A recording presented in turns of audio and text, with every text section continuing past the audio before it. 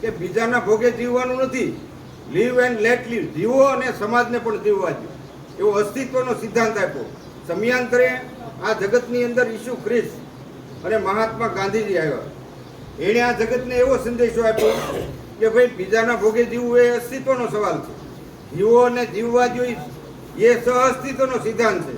પણ શાંતિપૂર્વક જો જીવન જીવવું હોય આ જગતની અંદર તો બીજાના માટે જીવો, એવો સંદેશો આપીને આ બેઠેલા માનવીની રગે રગમાં સહકારી ભાવનાની ખીલવણી કરવાનું કામ કર્યું હોય તો એ મહાત્મા ગાંધીજીએ કર્યું છે. અને એ આપણા સૌના નહીં પણ વિશ્વના રાષ્ટ્રપિતા તરીકે એને બિરુદ મળેલું.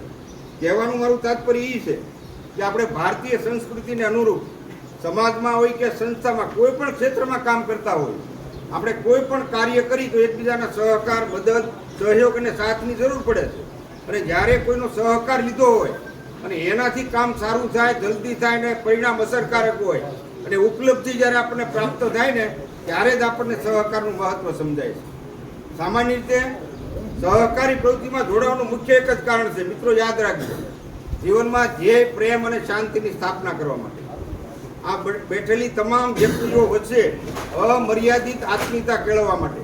અને ત્રીજી બાબત હોય તો અવર્ણનીય, કે જેનું વર્ણન ન થઈ શકે એવી સહકારની ભાવનાથી સાથે હળી મળીને એકબીજાના સુખ દુઃખમાં ભાગીદાર બનીને જીવન જીવવા માટેની કોઈ તક હોય તો સહકારી પ્રવૃત્તિમાં.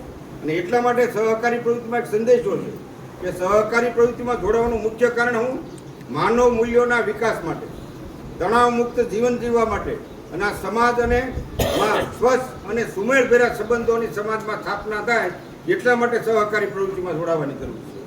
સહકારી પ્રવૃત્તિ સોનાનો સૂરજ છે, મિત્રો યાદ રાખજો. આમાં કોઈ ભેદભાવને સ્થાન નથી, દરેકને સરખો પ્રકાશ મળે છે. એકતા અને સમાનતા અને લોકશાહી પાયાના મૂલ્યો છે. સહકારી ક્ષેત્રની અંદર પાયાની 4 બાબતો પડેલી. પહેલી કરકસર, બીજું બચત, ત્રીજું પરસ્પર સહાય અને ચોથું આર્થિક રીતે સદ્ધર, સ્વાશ્રયી બને, આત્મક મજબૂત થાય. પણ માણસ કરકસર ક્યારે જીવનમાં કરી શકે? આવો કરકસર ક્યારે કરી શકે? જરૂરી ખર્ચ કરો ને બિનજરૂરી ખર્ચ ઉપર કાપ મૂકો. ક્યાં ક્યાં ખર્ચ નહીં કરવાના? એક શોખ નહીં. આપણે સવારમાં અહીંયા ભાખરી આપણા હોમ મિનિસ્ટર બનાવતા હોય અને રોજ અમરેલી ફાફડા ખાવા વ્યા જાય, એ શોખ બરાબર નહીં. આ પહેલો મુદ્દો. એટલે શોખમાં બાંધછોડ કરો. બીજી બાબત, વ્યસનથી મુક્ત થાવ. વ્યસન શરીરને નુકસાન કરે છે અને આપણા પરિવારને, આવતી પેઢીને પણ મોટી નુકસાની ભોગવવી પડે. અને ત્રીજી બાબત હોય તો ગેમ્બલર, હારો જુગારી બમણો રમે.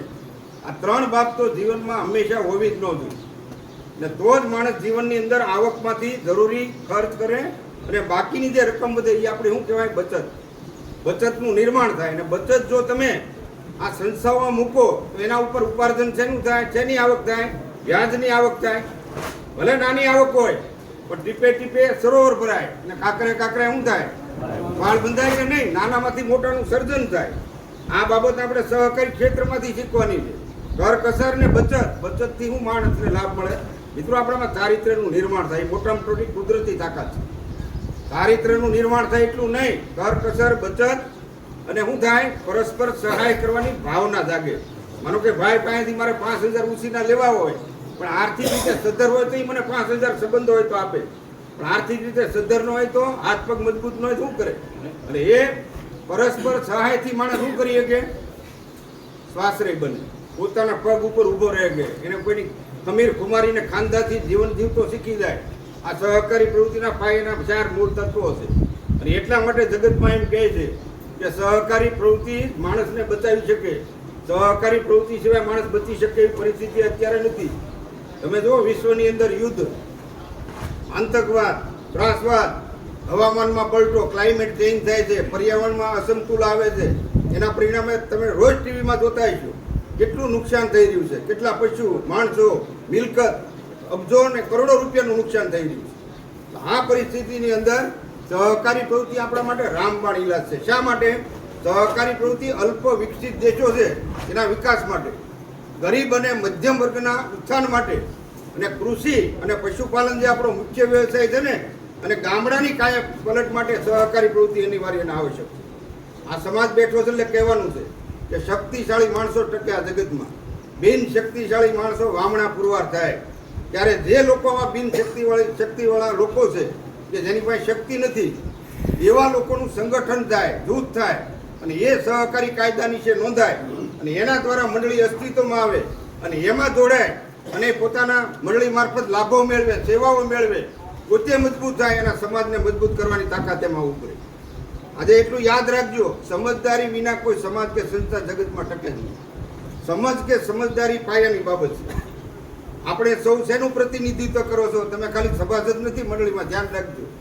આપણે આર્થિક વિકાસની પ્રગતિનું સાથે મળીને સમૂહમાં સામૂહિક પ્રયત્ન દ્વારા સામૂહિક દ્રષ્ટિ કેળવી છે અને સામૂહિક પુરુષાર્થ કરીએ છીએ અને એના પરિણામે આપણે આપણી સફળતાને પ્રાપ્ત કરીએ છીએ. આ બાબત એટલા માટે ધ્યાન ઉપર મૂકવા માંગુ છું કે માનો કે સાયકલની ચેન હોય, દાખલો, સાયકલની ચેનમાં એક મણકો ઢીલો હોય તો શું થાય? આ મારું તમારું શરીર છે, ઈશ્વરની દેન છે, બોલો, અમૂલ ભેટ છે માણસની, બરાબર? શરીર એમાં એક અવયવ કે અંગ નબળો હોય તો શું થાય? ક્રિકેટની ટીમ હોય એમાં એક